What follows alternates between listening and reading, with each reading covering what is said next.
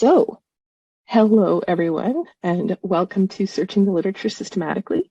My name is Carol Cooke, and I'm here with my colleague today, Carolyn Monnin. We are both health sciences librarians from the Neil John Maclean Health Sciences Library.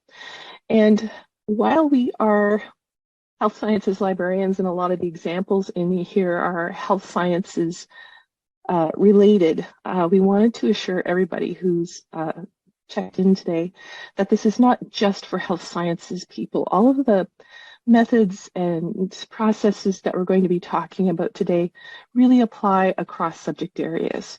So even though you've happened on to health sciences librarians who kind of look at everything through that lens, you will certainly get a lot, I hope, out of this particular session. Carolyn will be monitoring the chat, so please, I wanted to let you know and encourage you to please reach out to Carolyn via the chat, and Carolyn knows that she can interrupt me at any time to answer any questions that come up. I consider what we're talking about today to be more traditional library searching.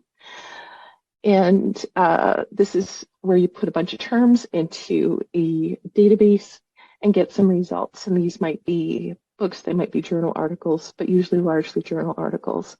Next week on Tuesday, May 16th, I'm giving a workshop on citation tracking, which is kind of an alternative form of finding literature on topics. So you might want to, if you haven't already, sign up for that particular class. Carolyn, thanks very much, has popped that information into the chat.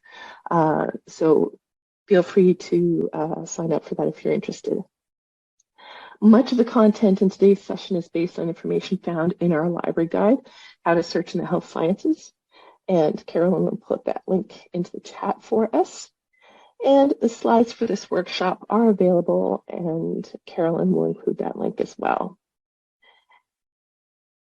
Let's see. So, as advertised, today you're going to learn a little bit how to document a search, learn how to develop a search strategy using common database syntax. And I want to kind of put a little bit of a caveat here. Learning how to develop search strategies can take time and patience. And if you need more guidance, you can look on the University of Manitoba Library's YouTube channel for the Search Like a Pro workshops. And Carolyn, when she gets a chance, can throw those into the chat. Hopefully also today you'll understand the difference between keyword and subject heading searching. You may already have this understanding, but I'll just review it a little bit. And you'll learn how to select appropriate databases for your research question and learn how to translate that search across multiple databases. So documenting a search is really, really busy. This is how you tell your future self and remind your future self what you've already done. We're incredibly busy people with a lot going on our plates in our day-to-day lives, and sometimes the distance between your search and the time that you review results, you may not remember exactly what you searched, why you searched it, and where you did the searching to get those results. So it's a really good thing to do to document your search. So you're busy, you need to keep track. You don't want to have to repeat work that you've already done, so you might as well keep track of what you've already done. And it means that when it comes time to update your results, see if there's anything new, then you just rerun the search because you already have the information available to you. It also means that in your future, writing your methodology for your literature review or any other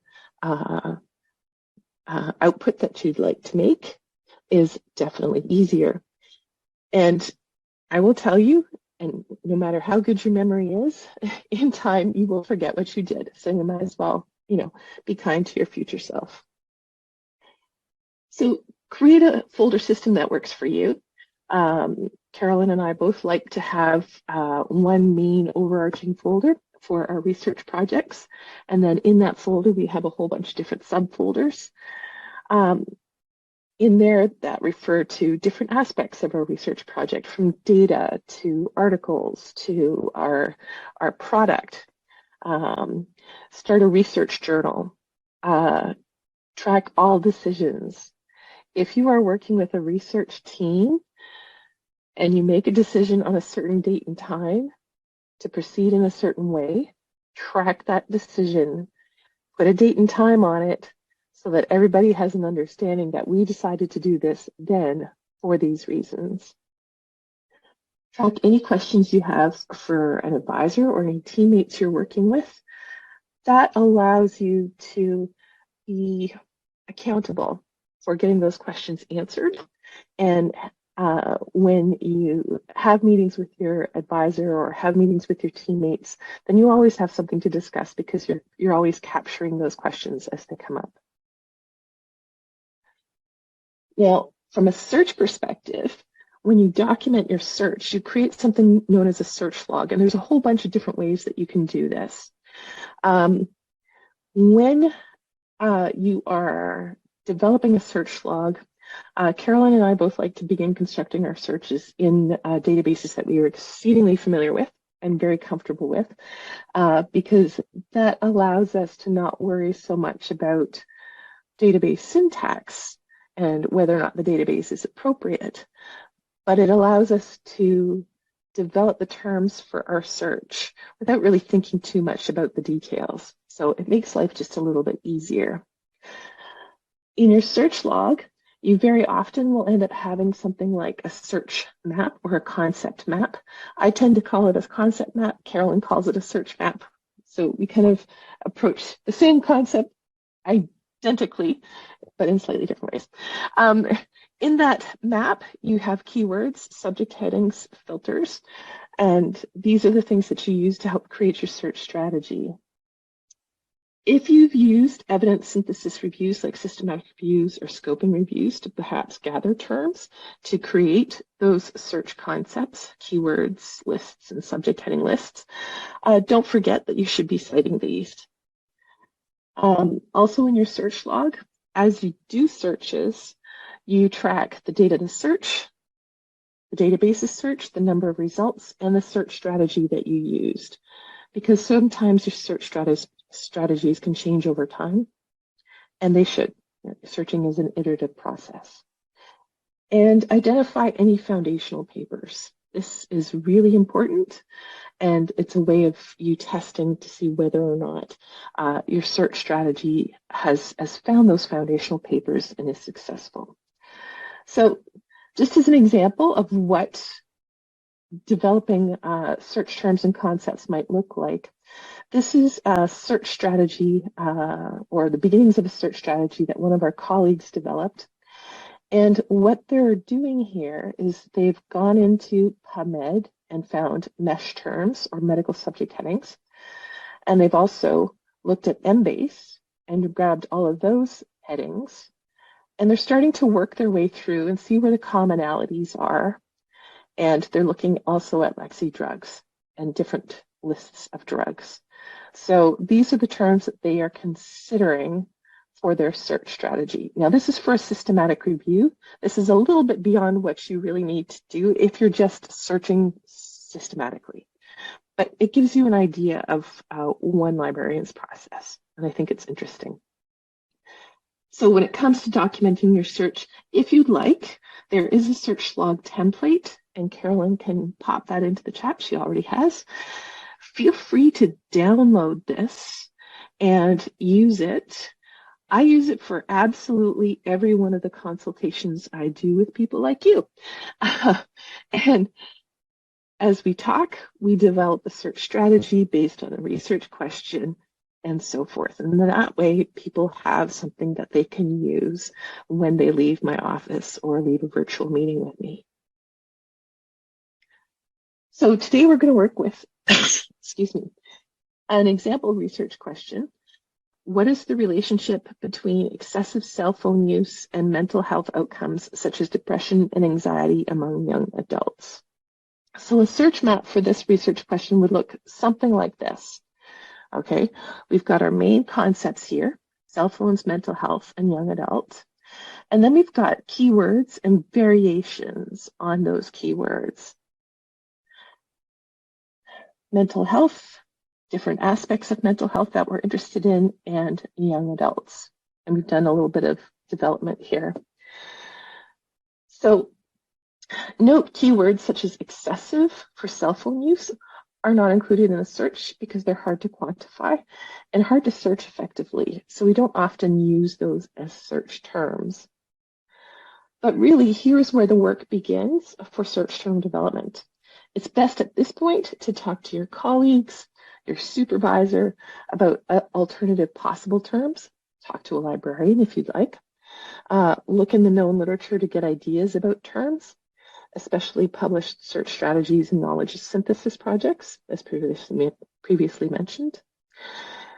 And then let's maybe take some time and work on another one together so that you can see what this process looks like. Oops, sorry. So what we're going to do today, and Carolyn will help me out here, we're going to look at something together, and we're going to brainstorm some keywords that we would use in a search. So this is our class project, and it's a literature review on housing first. Now, the research question that we're dealing with here is, what is the impact of a housing first model, which in Canada is known as at-home or chez soi, on substance use in homeless populations? So what I would like to get a sense of is, for the housing first concept, what keywords might we consider searching? Feel free to pop it into the chat. I'm going to start with housing first because I think that makes sense. What else might we consider using? Accommodation, great. I love that, low barrier housing. That's neat. Anything else?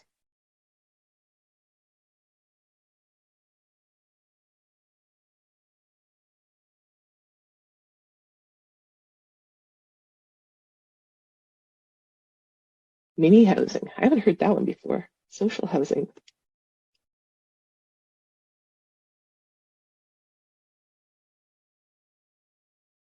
That's cool. Affordable housing. Yep. That's great. Because this is a named model, ensuring that we have the name in the keywords is really, really important. It's the same thing with the Canadian version of it. So we could do this and just copy and paste this in as a possibility. We could also break it down into at home and chez soi. Now, there's a problem here because, and even here, because they're named, sometimes it makes it a little bit difficult to search. So we might have to consider how the databases we're using looking at things. I know that PubMed has a stop word for at, and it won't consider it.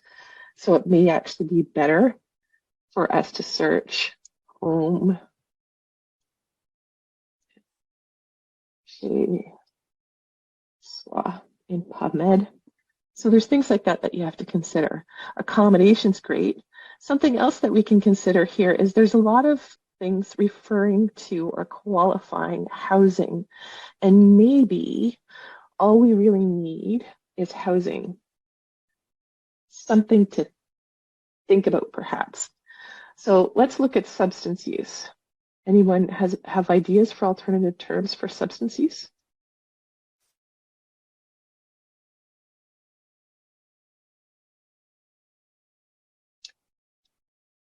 Legal or illegal substances?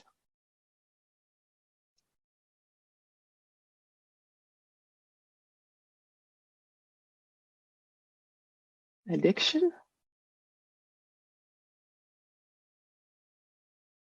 Black market, gray market.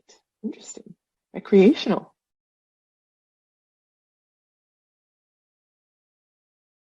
Substance dependence. Great words.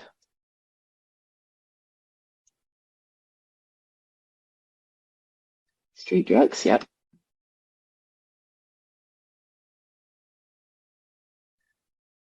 Pharmaceutical, or I'm cool. So all those are terms that we could conceivably use.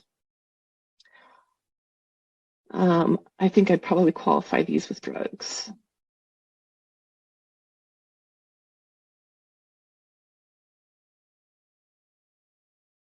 What else is there? You might have to call some things out for me, Carolyn. Substance abuse. That's a good one.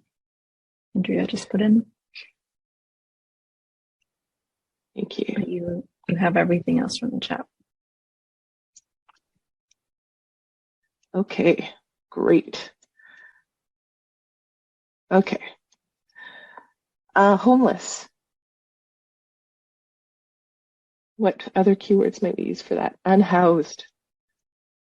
Great term. Anything else? It's a hard one.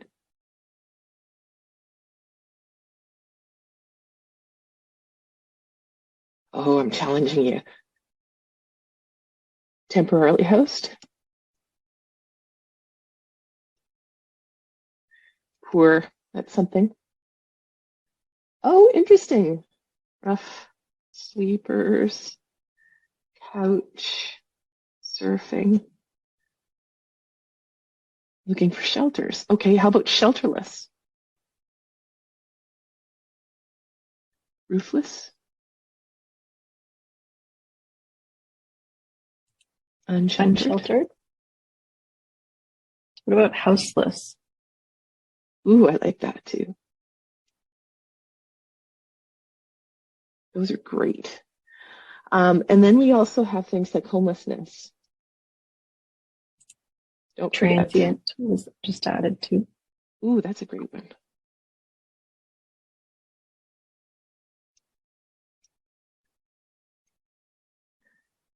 So these are some really great ideas. And what Carolyn and I would do is we would, like, literally, we do this all the time.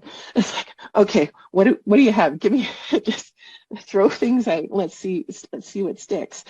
And then what we would do is we would take these lists and we would go into the databases that we think might have information on this topic. And then we just test the terms and phrases and see what seems to get results and determine whether or not those results are on topic or if they're kind of missing the mark. And then we would consider whether or not to include them. So what I start doing is I start making annotations like, I don't know about this one. I don't know about transient. I'll just put a little question mark there. I have to kind of test that out and think about it. So I do that sort of thing in this concept map, and I start messing around with it that way. Now you have some terms, and it's a great start, but with all those terms, you have to now think about the syntax that's used to translate those terms into a nice search in the database that you're interested in. And you also have to consider whether or not you might want to use something like subject headings and whether or not you might want to use a technique for field searching to help focus the search. And some of those things you can as you gain more experience, you can kind of go, yes, I have to do this, or no, I don't. And if you don't have a lot of experience, then you have to test and figure out what works.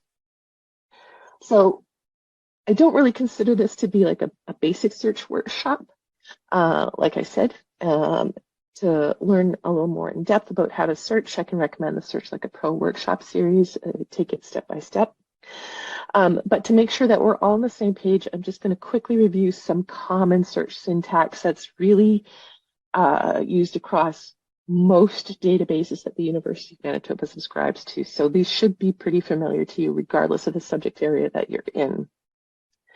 So we use something that we call a Boolean operator, or, to join synonymous terms. And this helps you kind of broaden your search. So if we're looking at cell phone, or smartphone, or mobile phone, or Android, or iPhone, the more terms we or together, the more we're telling the computer we will accept this term or this term or this term in the search results. So it creates a very broad search. The next thing we do is use the Boolean and this is used to combine concepts. And these are separate concepts. They're not synonymous terms, they're separate concepts and help you focus the search. So take those big, broad groupings of ideas and concepts and reduce them down to something much smaller and much more manageable. So things like depression and youth. You will have noticed that I was trying to be very careful and include quotation marks around some of the terms that I was using in our search map or our concept map. And this is to ensure that I look for those particular phrases. So that's exactly those words in that order.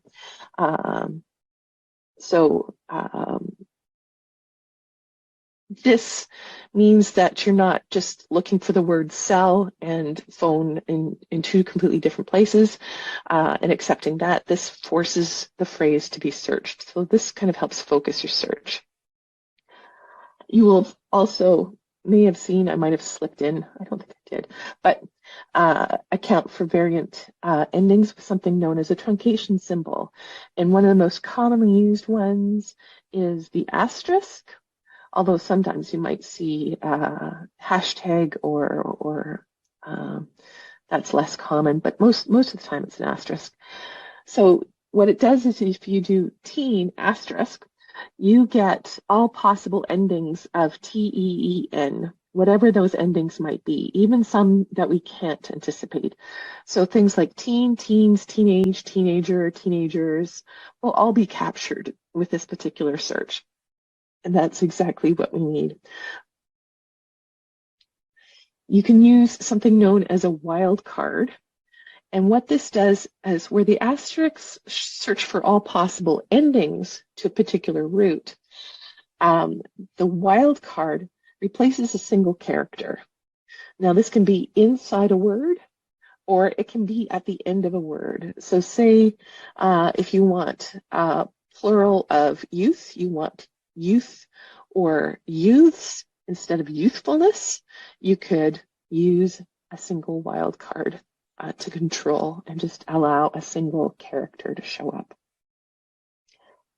Now, like I said, these work in many databases. So let's see if I can do just a real quick search. I'm going to pop into the University of Manitoba Libraries. And I'm going to go into databases A to Z, and I'm going to go into PubMed. I like using the little search here. I don't have to scroll. Okay, so a very simple search would look like this. And mental health and young adult. So I'm just going to clear that. Obviously, I was looking at something else. I've got 352 results. If I wanted to refine this a bit, just to give you very broad strokes of how those things work.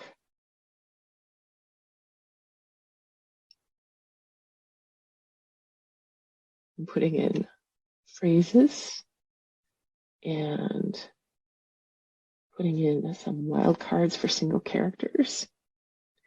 And it's dropped it down to 95 results. So it just gives you a sense of how exactly those syntax elements kind of work together to alter your search. So what I would like you to do, we have 23 people.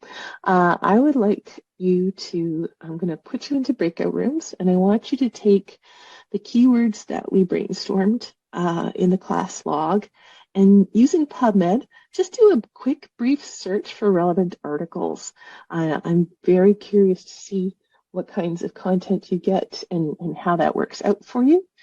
And we will come back together in about 3 minutes. So get someone who's a fast typist. I'm going to recreate.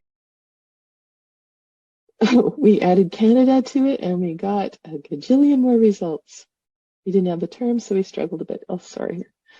Low barrier housing. Oh, interesting. 1,086. Pretty cool. That's good. That's one that I hadn't tested, so that's fascinating.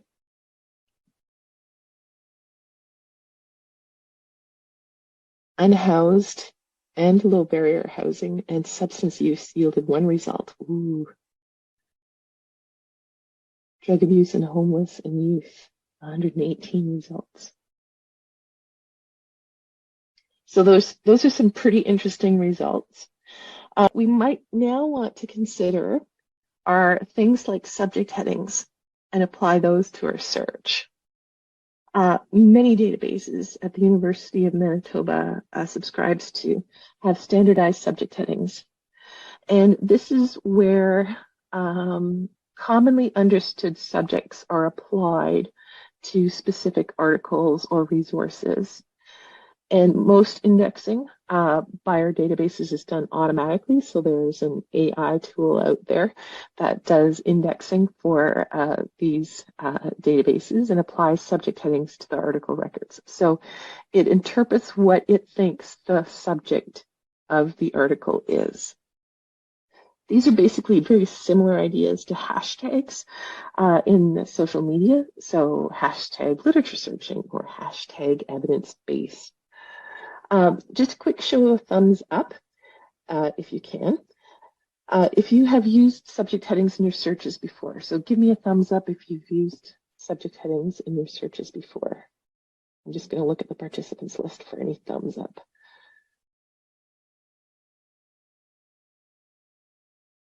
Oh, I'm seeing some. Okay, cool.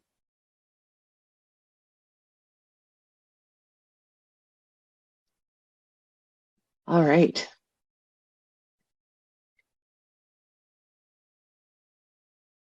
Now, let's compare a keyword search to a subject heading search to give you a sense of what the main differences are. So if we did a search like this one on obesity and anesthesia, the database looks in all parts of the record. So this would be considered a record. It's got title, source, authors, institution of first author, subject headings, and an abstract. Looking for the word anesthesia, it shows up in the source. It's going to get found there in the institution and in the subject. Obesity shows up in the subject and the abstract. Because it looks in all parts of the record, this broadens the search.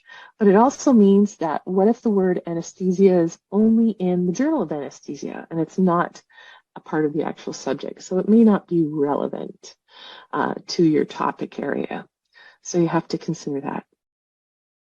Subject heading searches are a little bit different. They only search the subject headings, this area here. So a search on obesity, morbid, and anesthesia would only look in this particular part of the record. And that's just what the subject is about. This is a much more focused search. But I have to warn you, while this sounds really, really appealing, it could also be eliminating some perhaps useful records. So it's not looking at those keyword search options. Subject searching, though, it can be really, really powerful as it reveals the relationship between subjects. So for this search, I'm actually looking at the bolded section here. Depressive disorder was what I looked for in the subject headings. And what it tells me is these are all the narrower terms, more focused terms to depressive disorder. So if I want to, I can search depressive disorder and all the narrower terms at once. I don't have to type in each one of these different terms. This is called exploding. And there are some of our databases that allow you to do that. Something else that the subject headings allows me to do is also maybe look up a bit and say, oh, well, maybe I'm interested in mental disorders, in all mental disorders. Maybe that's what I should be searching. Something else I can look at is this thing called previous indexing. So if I wanted to look from 1966 to 1980, I'm going to have to also search adjustment disorders and depression. for this particular topic. So how do you get to subject headings? Where do you find them? What you're looking for is a group of words. You're looking for subject heading search. Thesaurus is something else that's used. Controlled vocabulary. In PubMed and Medline, we call it MESH. And in Embase, which is another health sciences database, we call them Emtree terms. But for most databases at the University of Manitoba, look for subject heading and look for thesaurus. So if I was Carol, to go back, yep. Sorry to interrupt, but Shirley has a great question in the chat. Does previous indexing include when more respectful names are updated? It would have old names and new names, for example, Indians versus Indigenous. That is a fantastic question.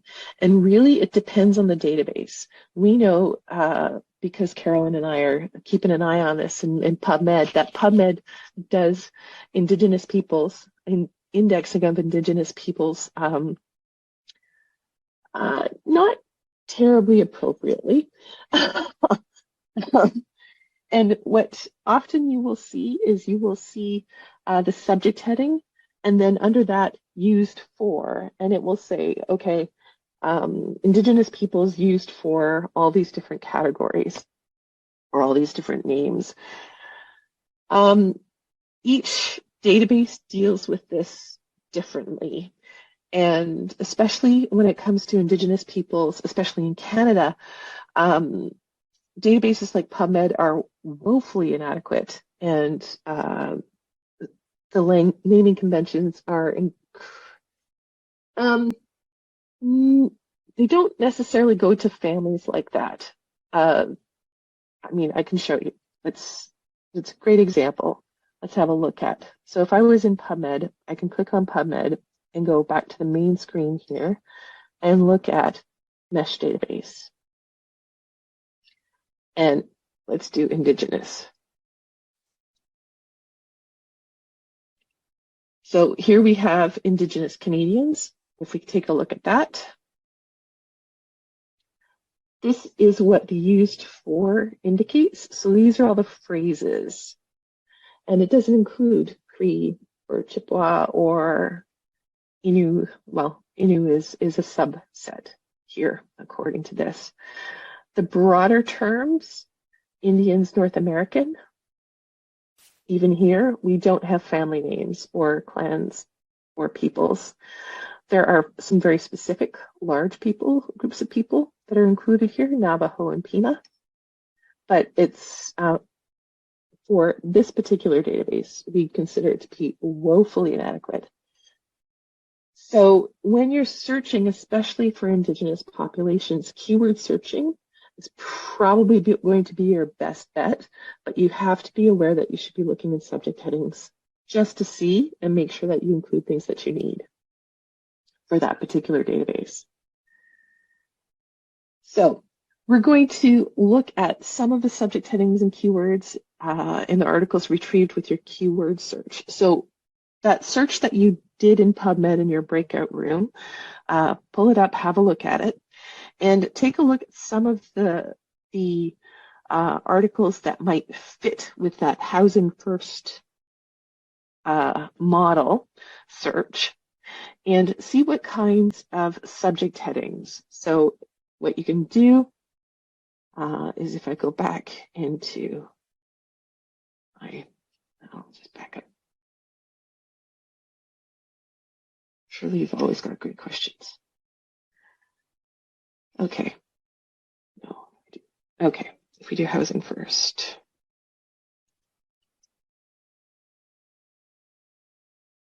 Just need to get a search in place so I can show you what I'm talking about.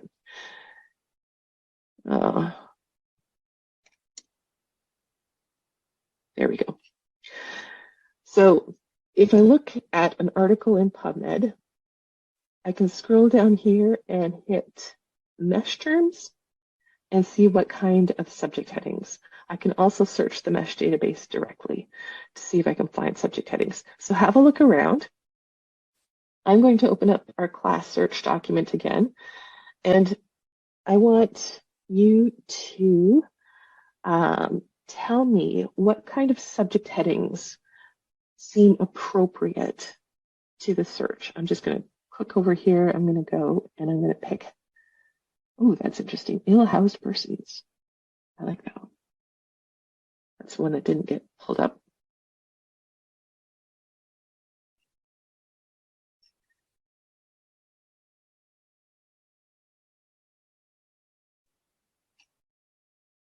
So give me what you find.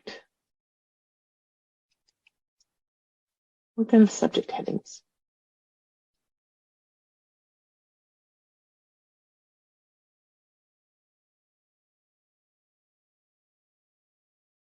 Anyone have suggestions? Substance-related disorders is a possibility with this one.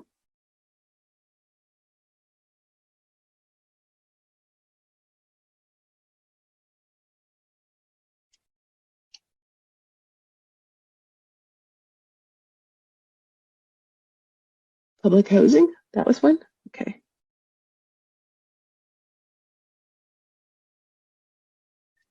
Let's put that under housing first.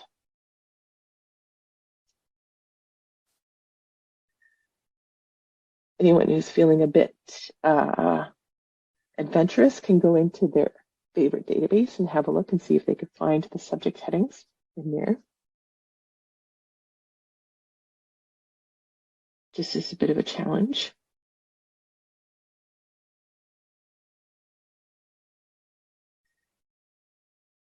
Anything else you can think of? Harm reduction. Ooh, now that's really interesting. It's not a perfect fit for our subject or concepts here, but it's very interesting concept, and it might be something that maybe we have another concept for. Maybe that's something that we think an aspect of our search that we might want to pull out.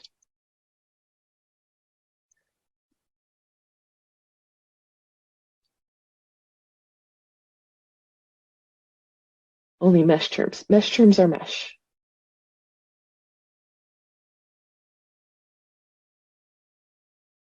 So anything else that pop up as being potentially useful? I found drug users. Ooh.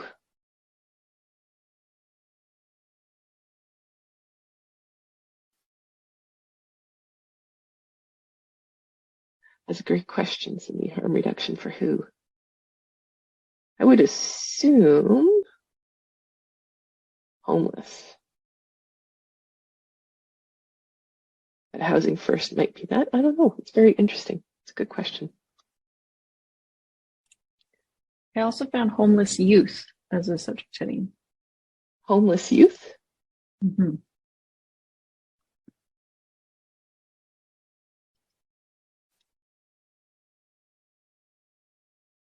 Ill-housed persons. I like that, right? So when Carolyn and I do our searches, this is what we do. We go into our favorite database, we look for the subject headings, we do some digging, we throw in some of our keywords and see if we can find what subject headings are being used, because this will strengthen our search. Something else we need to consider when we develop a search strategy, and this is something that I wanted to mention here, but for me, it's kind of like a back pocket thing. What if you end up with an absolutely massive set of results and you can't, you see no other way to bring them down to a more manageable size? You can do field-specific searching for your keyword searching. So you can look for specific words in the title field to kind of focus it rather than allowing it to search in the entire record. So this is kind of like something to keep in your back pocket. Each database supports this type of thing differently with different syntax. So you have to keep in mind which database you are using.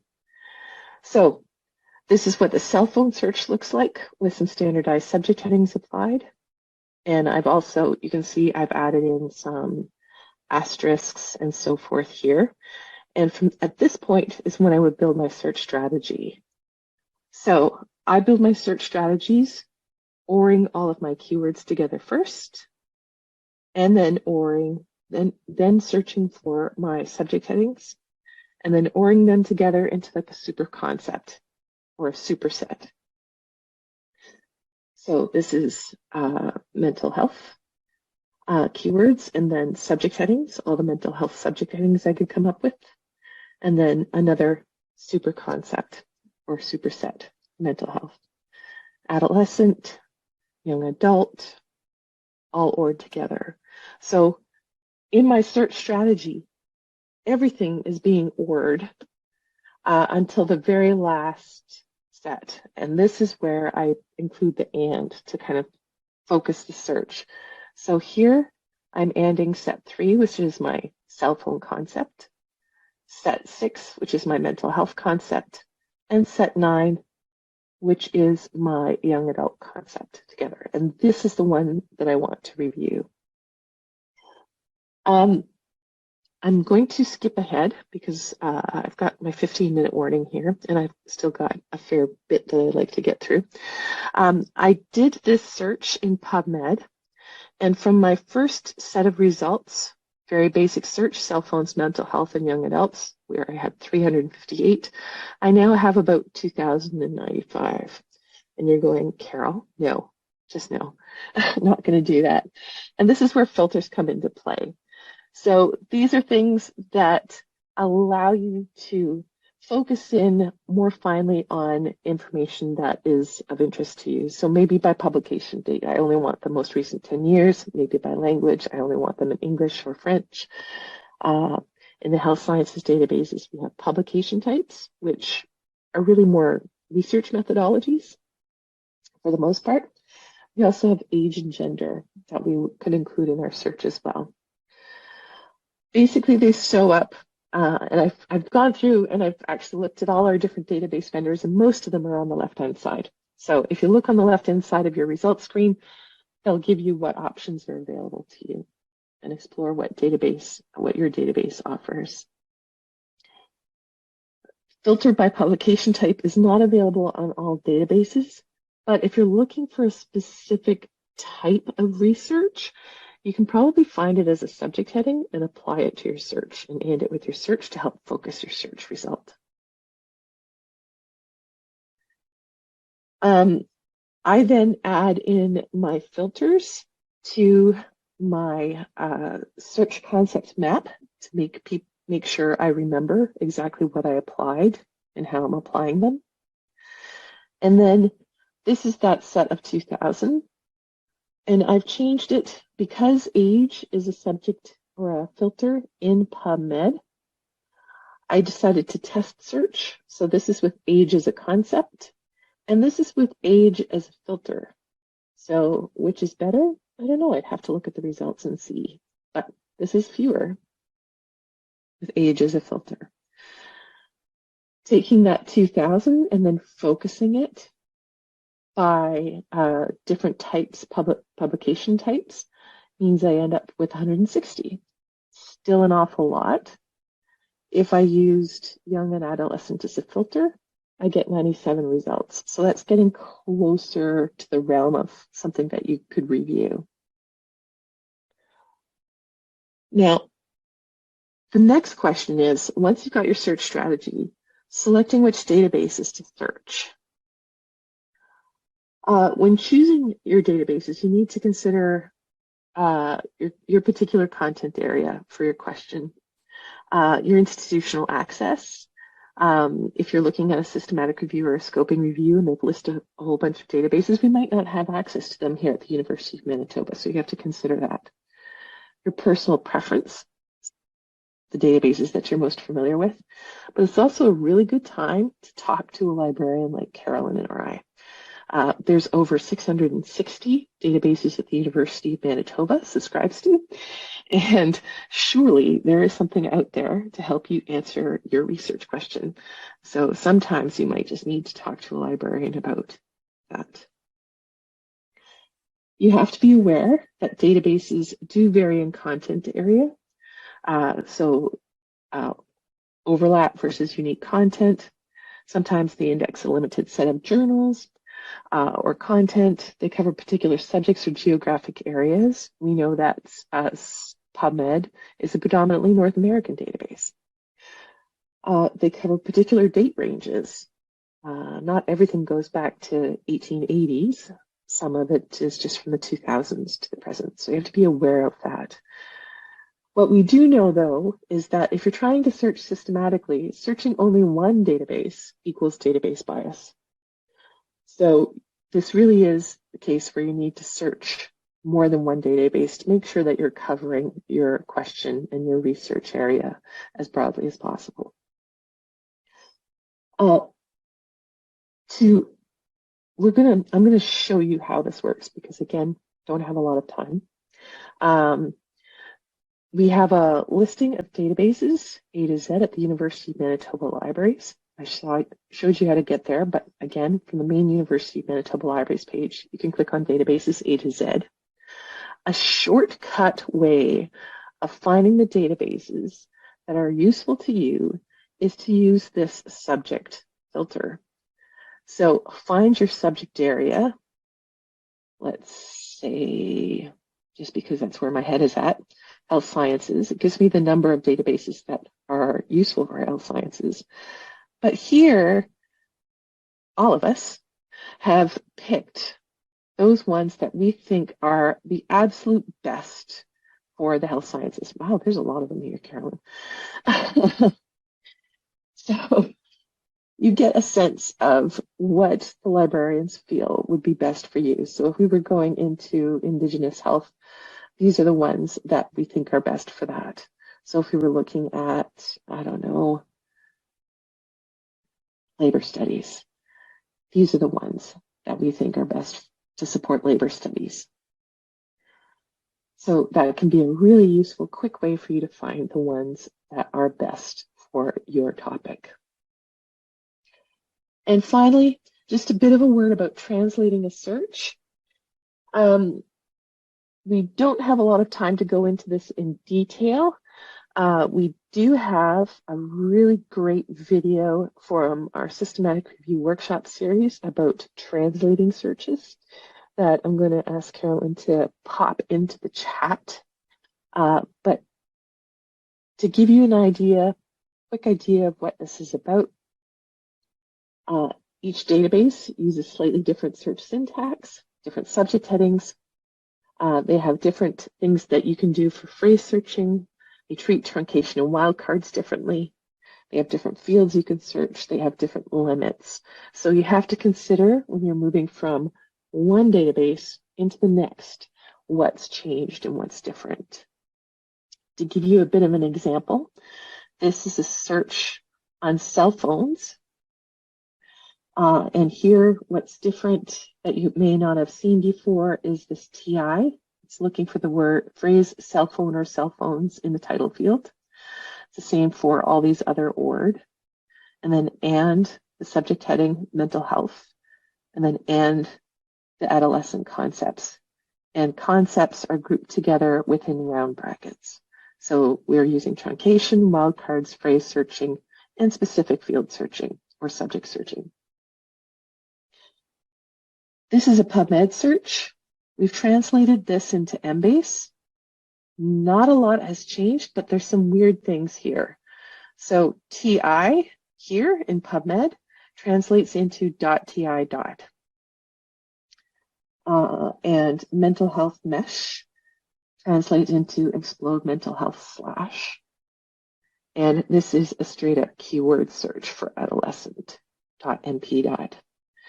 This looks a little bit different in CINAHL, looks different still in Scopus, where mental health, you can't search subject headings in Scopus, so mental health becomes just a keyword search. But you get the idea that as you're moving from database to database, you can use the same terms, but how you enter them will be a little bit different. Each database has a help feature somewhere that gives you all kinds of information about database syntax.